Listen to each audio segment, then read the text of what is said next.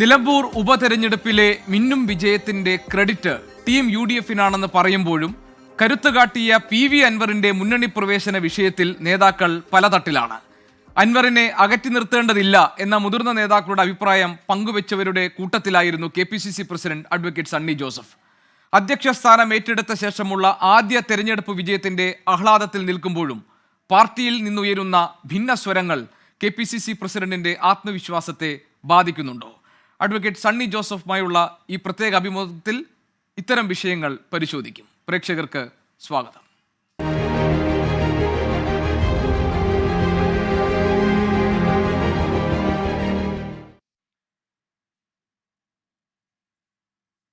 KPCC അധ്യക്ഷൻ advocate Sunny Joseph നമ്മളോടൊപ്പം ചേരുകയാണ് ഈ വൈകുന്നേരം.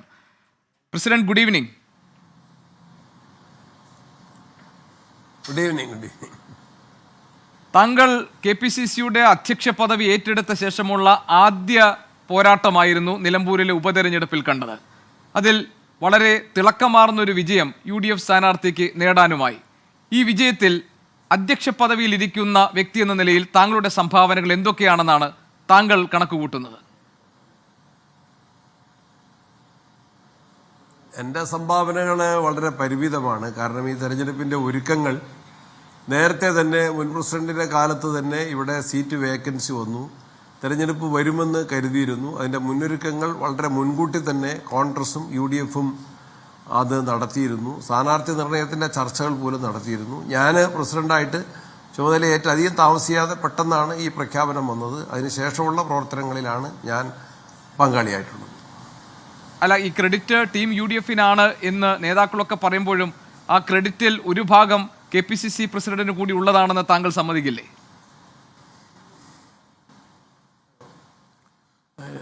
ക്രെഡിറ്റ് ടീം UDF-ന് എന്ന് പറഞ്ഞാൽ അതിന്റെ അർത്ഥം ഞാനും കൂടെ എൻ്റെ അകത്തുണ്ടല്ലോ. പ്രത്യേകിച്ച് പേഴ്സണലായിട്ട് എനിക്ക് ക്രെഡിറ്റ് അവകാശപ്പെടേണ്ട കാര്യമില്ല.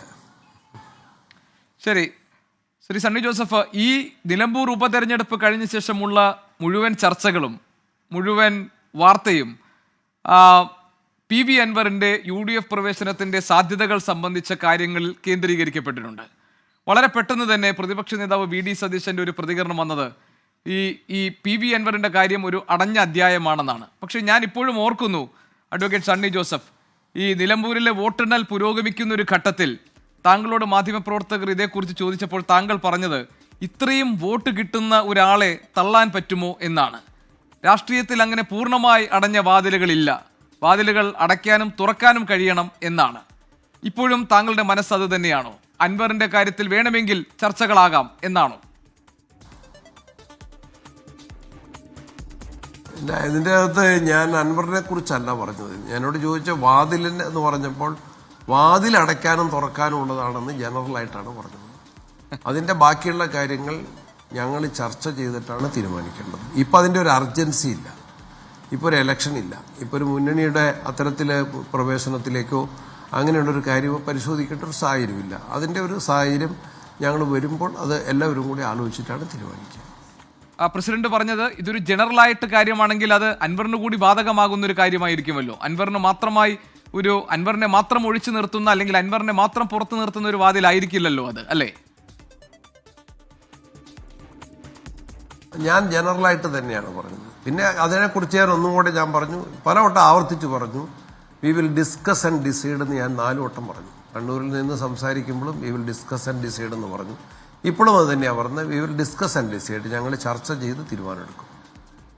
അതായത് ഈ അൻവറിന്റെ വിഷയത്തിൽ ഞാൻ വീണ്ടും ഇതിലേക്ക് വരുന്നത്, ഇതുമായി ബന്ധപ്പെട്ട് കോൺഗ്രസിലെ മുതിർന്ന നേതാക്കൾ, UDF കൺവീനർ ഒക്കെ അഭിപ്രായ പ്രകടനം നടത്തിയ പശ്ചാത്തലത്തിലാണ് പ്രസിഡന്റ്, താങ്കൾ മനസ്സിലാക്കുമല്ലോ.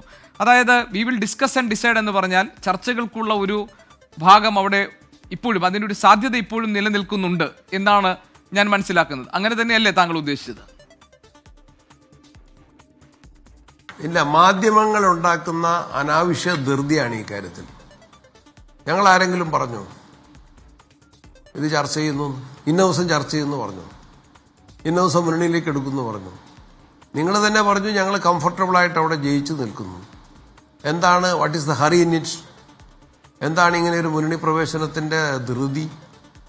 ഞാൻ ജനറലായിട്ട് മാത്രമാണ് പറഞ്ഞത്, അത്രേ ഉള്ളൂ. ഈ കാര്യം എപ്പോഴൊക്കെ ചർച്ചയ്ക്കെടുക്കേണ്ട ആവശ്യം വരുന്നു അതിന് സമയോചിതമായി സന്ദർഭോചിതമായിട്ട് ചർച്ച നടത്തും.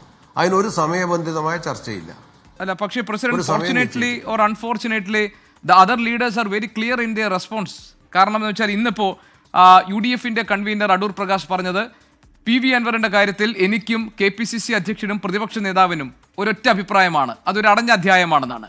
കഴിഞ്ഞ ദിവസം VD സതീശനും പറഞ്ഞത് നിങ്ങൾ ഒരേ ചോദ്യം വീണ്ടും വീണ്ടും ചോദിക്കേണ്ട, ഞാനത് പറഞ്ഞു കഴിഞ്ഞു, അൻവറിനെ ഇനി UDFൽ കൊണ്ടുവരേണ്ട കാര്യമില്ല എന്ന്. And they were categorically repeating the same thing.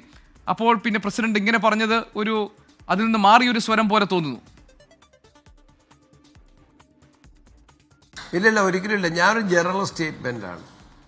ഞാൻ ജനറൽ സ്റ്റേറ്റ്മെൻറ്റ് രാഷ്ട്രീയത്തിലെ വാതിലുകൾ അടച്ചാൽ അത് തുറക്കാനും സാധിക്കും എന്ന ഒരു ജനറൽ സ്റ്റേറ്റ്മെൻറ്റാണ്. അല്ലാതെ ഇൻഡിവിജ്വലി ഇന്നയാൾ എടുക്കുമെന്ന് ഞാൻ ഒരിടത്തും പറഞ്ഞിട്ടില്ല. പിന്നെ നിങ്ങളുടെ റിപ്പീറ്റഡ് ആയിട്ടുള്ള പോയിന്റഡ് ആയിട്ടുള്ള ക്വസ്റ്റ്യന് ആൻസർ പറഞ്ഞപ്പോൾ നിങ്ങൾ ഇൻ്റർപ്രറ്റ് ചെയ്തതാണ്. That is interpreted in a wrong way. That is why ഇപ്പോഴും നിങ്ങൾ കൺഫ്യൂഷൻ ഉണ്ടാക്കാനാണ് ശ്രമിക്കുന്നത്. ആ കാര്യത്തിൽ ഞങ്ങളൊരു പുനരാലോചന പോലും ഞങ്ങൾ ആരും നടത്തിയിട്ടില്ല. അതിൻ്റെ ആവശ്യമില്ല, പർജൻസി ഇല്ല.